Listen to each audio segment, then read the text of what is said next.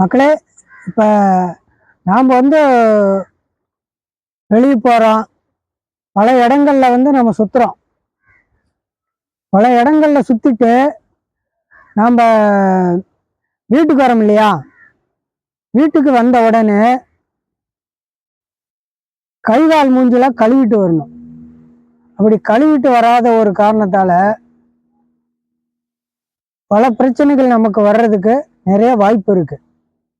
வீடு சுத்தபத்தமாக இல்லாமல் இருக்கிறதுக்கு, வெள்ளி செவ்வாய் அந்த மாதிரி நேரங்களில் வீட்டை நல்லா சுத்தமாக வச்சுக்கிட்டு வீடுகளில் நல்ல மஞ்சள் நீரால் வீட்டு வாசலை தொளித்து சாமி படங்களுக்கு பூ அலங்காரங்கள் செய்து மஞ்சள் குங்குமம் வச்சு வெள்ளி செவ்வாய் இந்த மாதிரி நல்ல நாட்களில் தெய்வீகமாக வீட்டை வச்சுக்கும் பொழுது நமக்கு எந்த பிரச்சனையுமே வராது. ஏன்னா தெய்வத்துக்கு அந்த ஆச்சாரத்திற்கு காக்கக்கூடிய சக்தி இருக்குது. அதனால் அந்த பிரச்சனையை நம்ம தவிர்க்கலாம்.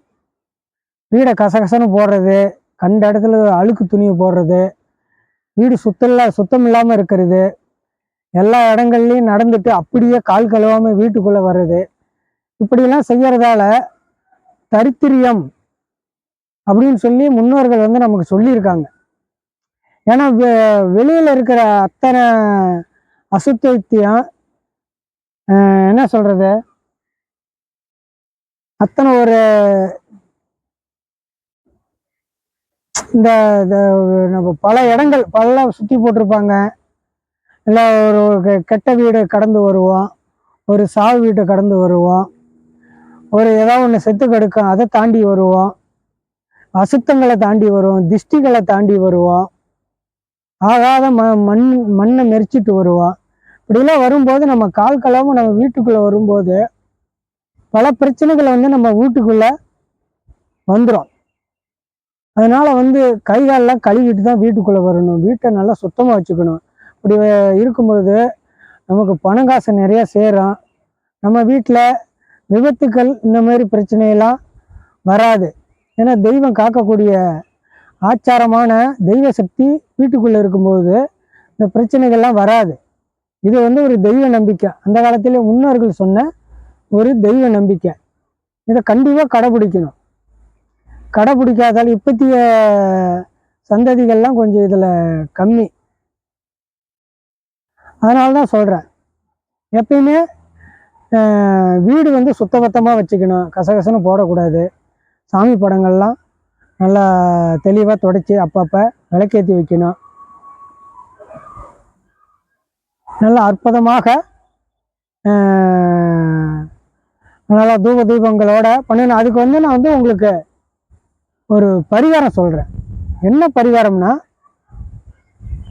இதுக்கு இந்த கடல் நீர் ரொம்ப புனிதமான ஒன்று. இப்போ நான் திருமூர்த்தி மலையில் இருக்கேன். இந்த தீர்த்தம் கூட ரொம்ப தெய்வீகமானது தான். பக்கத்துலேயே கோயிலெலாம் இருக்குது. பல தெய்வீக மூலிகைகளால் கலந்தது தான். இது கடல் நீர்னா இன்னும் பெஸ்ட்டு. கடல் நீர் கிடைக்காத பட்சத்தில் கோயில் இருக்கிற குளங்கள், கிணறுகள் இந்த தீர்த்தங்களை கொண்டு நம்ம வீட்டுக்கு கொண்டு அதில் பசுமாட்டு கோமியம், மஞ்சள், பசும்பால், ஏலக்காய், இப்படி கொஞ்சம் சந்தனம், இவைகளை உள்ளே வைத்து அந்த தீர்த்தத்தில் வச்சு மேலே ஒரு வெத்தலை வச்சு கற்பூரம் அந்த வெத்தலையில் வச்சு எரிய விடணும். அந்த தீர்த்தத்துக்கு மேலே கற்பூரம் எரிஞ்சு முடிஞ்ச உடனே பிறகு அந்த தீர்த்தத்தை நம்ம வீட்டு வாசலில் எல்லா இடத்துலையும் தெளிக்கணும்.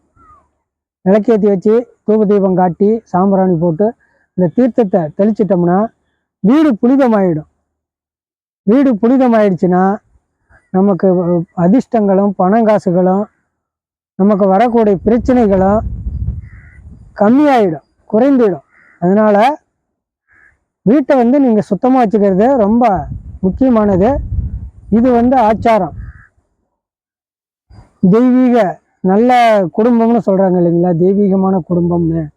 இவங்கள மாவிளையெல்லாம் இந்த வாசலுக்கு முன்னாடி மாவிளை தோரணம், இந்த மாதிரி எலுமிச்சம்பழம், வாரத்துக்கு ஒரு தடவை எலுமிச்சம்பழம் மிளகாலாம் திஷ்டிக்கு கட்டினா அதுவே தடை செய்துவிடும், தீய சக்திகளை தடை செய்துவிடும்.